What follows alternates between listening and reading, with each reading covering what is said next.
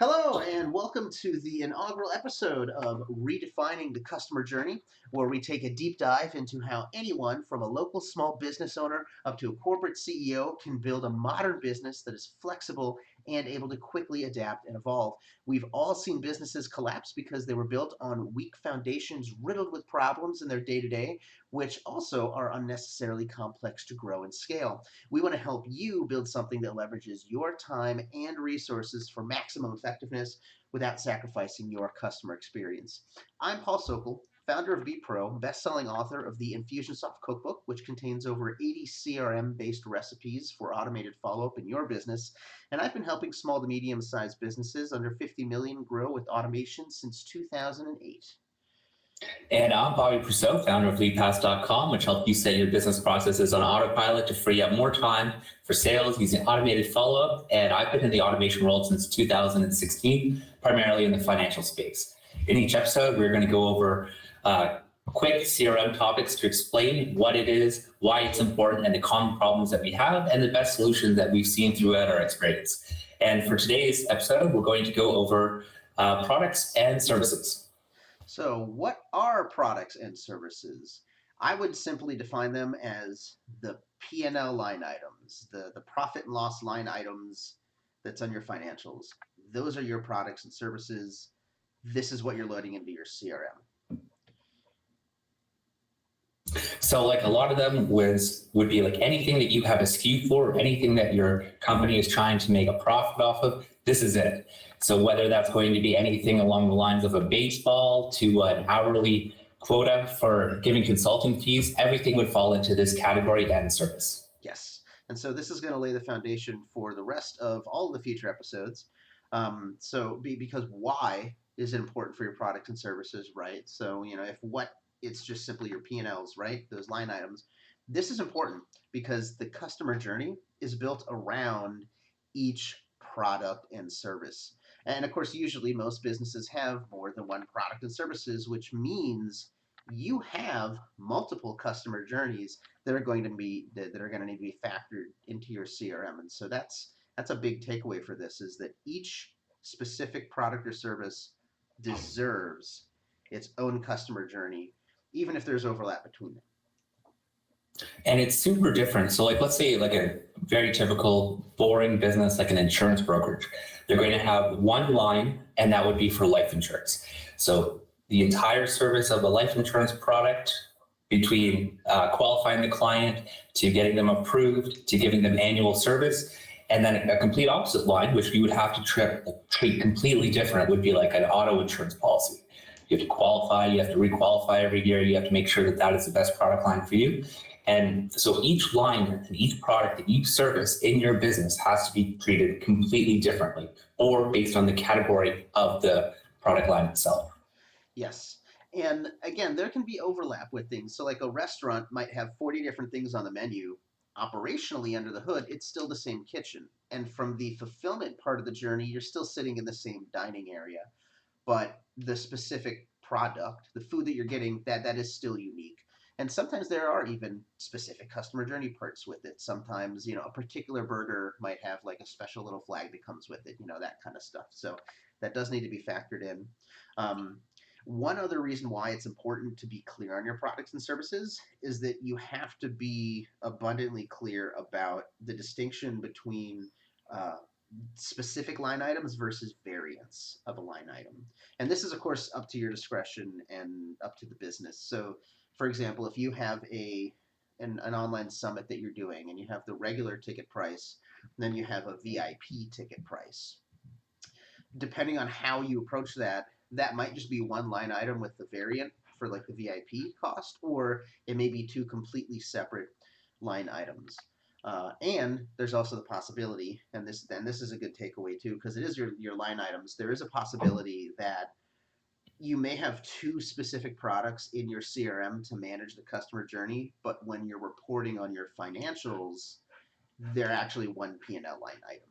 But it still all goes back to your financials and knowing your numbers and your money. So products and services, really important. You got to be clear on that. Yeah, and that's a great point, Sokol. So like when you go through and you're trying to map out all of these different types of items that you're selling. And you might only sell one core item, or you might be like a restaurant that has entrees, appetizers, and desserts, and then you have a full drink menu, whether that's alcoholic or not.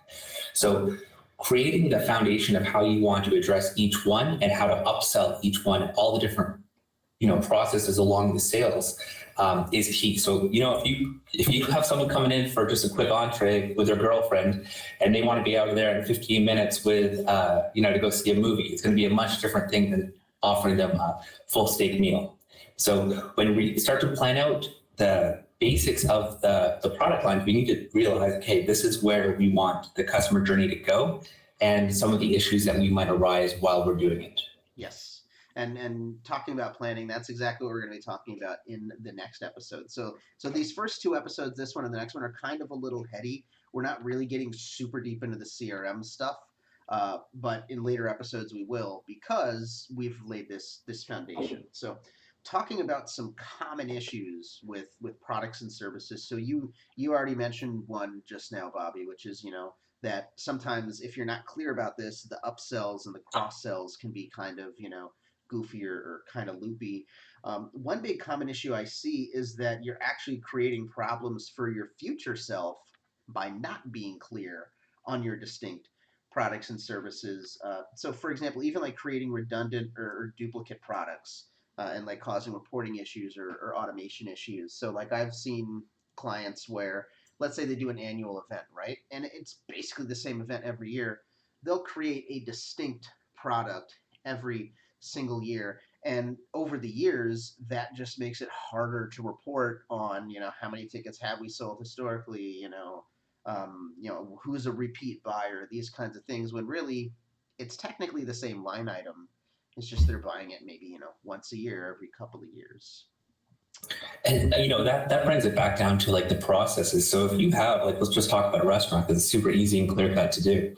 If you have a restaurant, you have like 15, 20 servers, and you go through their end of year or end of month sales, and you realize that one server is outselling every single other person on desserts, you should probably go back and realize, like, hey man, why are you outselling the entire rest of the restaurant from that? And Brad Lee always talks about this in his sales videos, is why he was the number one dessert seller in the restaurant when he was growing up. And it was, he would start the sales pitch with the dessert and say, there's only so many available, can I put you down now? So that before they even got hungry, or they ordered their entrees, or they had their appetizers, they had already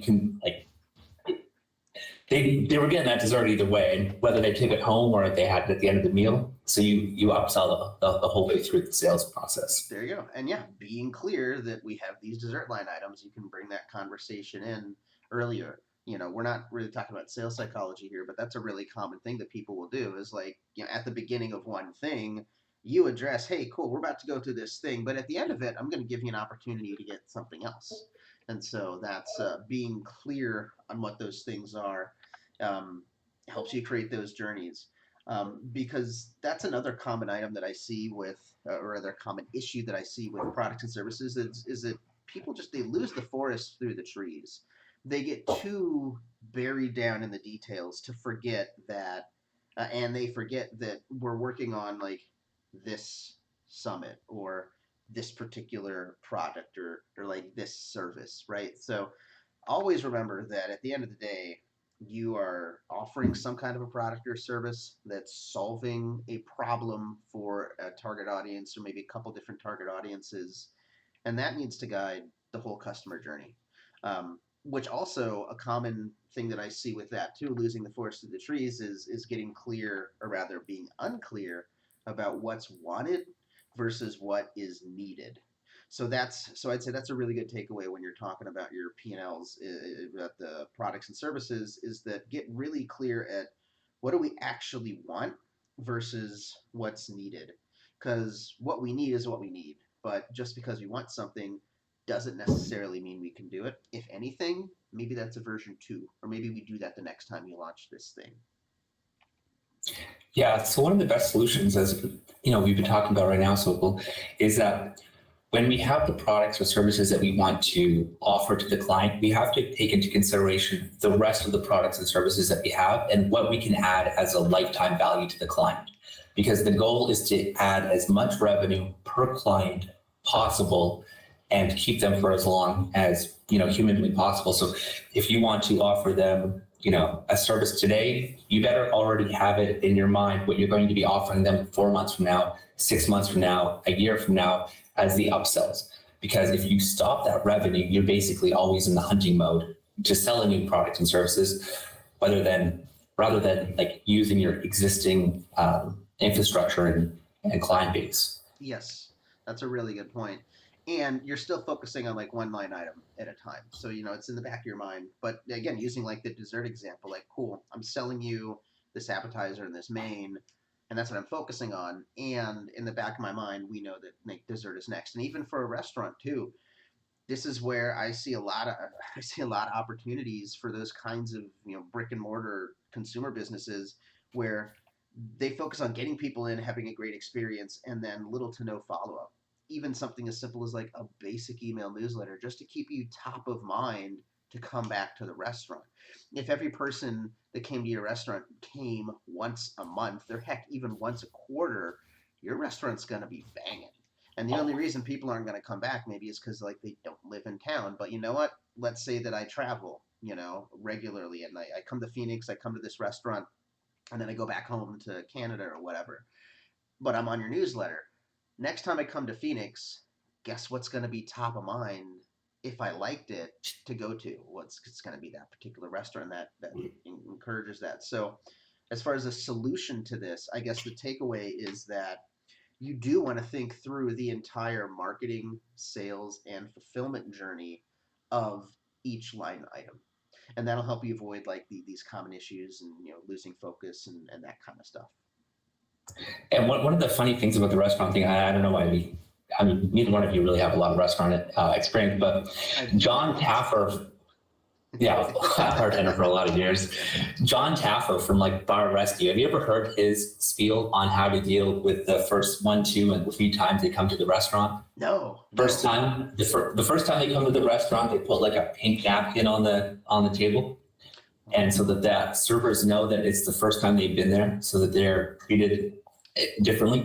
Yeah. The second time they come in, and it's like they get a free dinner, and then the third time you got to come back to try the cheesecake, because after 3 times they've come in and they've had a flawless experience, there's only like a 44% chance that they're going to come back the 4th time. So it's building that client experience from the start to the finish of not only the first time they arrive, but the second and the third, and then that's what builds the client base over time. Ooh. And one thing I want to highlight, because that's absolutely an amazing solution for it, is not just the marketing, sales, and fulfillment journey. You also need to consider the operations required to support that journey. So exactly like you said, how are we going to track if it's their first, second, or third? Well, cool. We're going to have a pink napkin for those people. And 99% of consumers aren't going to notice those really subtle little details. And even if they do, who cares? If they ask, hey, why do I have a pink napkin and that table's got a white napkin? Oh, it's because we noticed this is your first time here, so we want to make sure we're taking extra special care of you. I can't imagine anybody that would get really upset at that. And you know what? If they do get upset at that, cool. Get out of here. We don't. There's millions of other people that are going to come to my restaurant and have a great time. But yeah, the operations, that's a huge takeaway, is that for each line item, for each marketing, sales, and fulfillment journey, you must also look at the operations of how do you market, how do you sell, how do you fulfill, and that's what the operations are. That's the unseen or mostly unseen stuff that causes that experience here.